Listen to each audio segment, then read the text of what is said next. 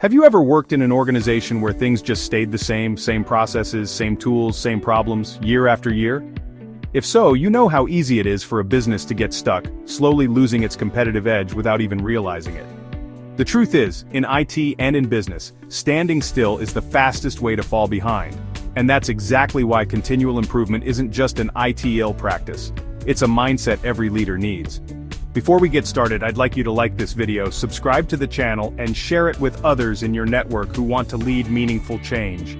And if you've ever been part of an improvement effort that really made a difference, or one that fell flat, share your story in the comments. We can all learn from each other's experiences.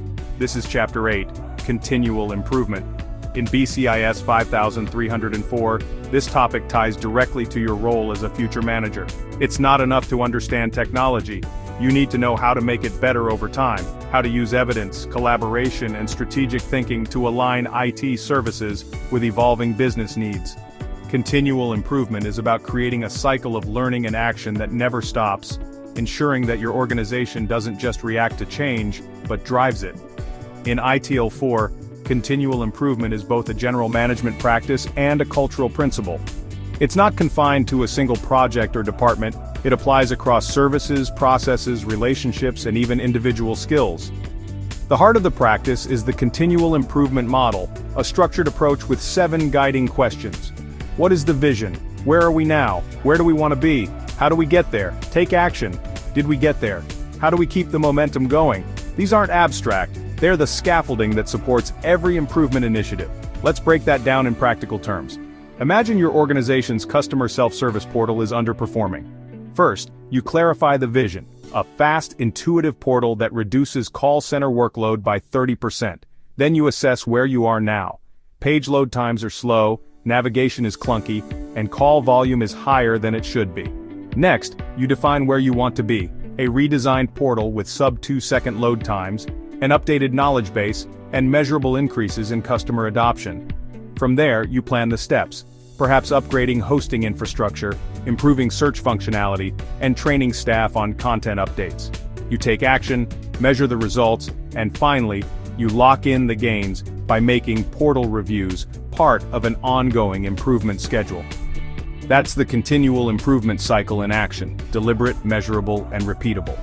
One of the most powerful aspects of continual improvement is its connection to the organization's governance and strategy. This isn't about tinkering in isolation. It's about aligning every improvement effort with the organization's goals. If your company is pushing into new markets, your improvements should support scalability and localization. If cost control is the priority, improvements should focus on efficiency and resource optimization. This is where managers make a real impact, by making sure improvement efforts are both technically sound and strategically relevant. Of course, continual improvement isn't without challenges. Without leadership support, improvement initiatives can stall.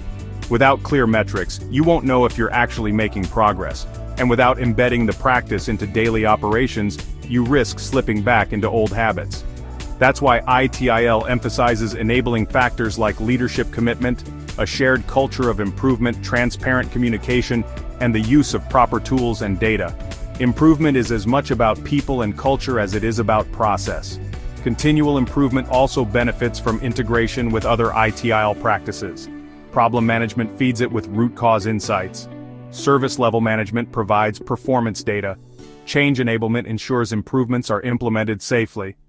When these practices work together, continual improvement becomes a living process that touches every part of the organization. This episode is based on content from the course textbook, Mastering ITIL 4 and ITSM for Grad Students, Projects, and Certification Success by Dr. Joseph H.Schuessler.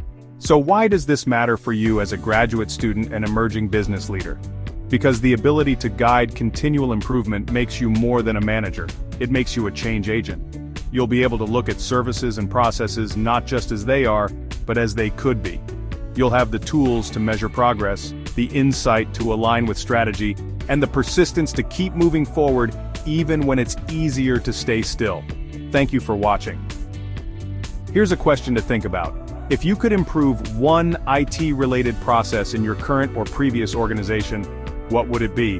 And how would you start applying the continual improvement model to make it happen? Share your thoughts in the comments. And don't forget, like, subscribe, share, and comment so we can keep this learning conversation going and build a network of leaders who know how to make change stick. Remember, great service isn't an accident, it's envisioned, measured, and refined. Until next time, keep turning good ideas into lasting improvements.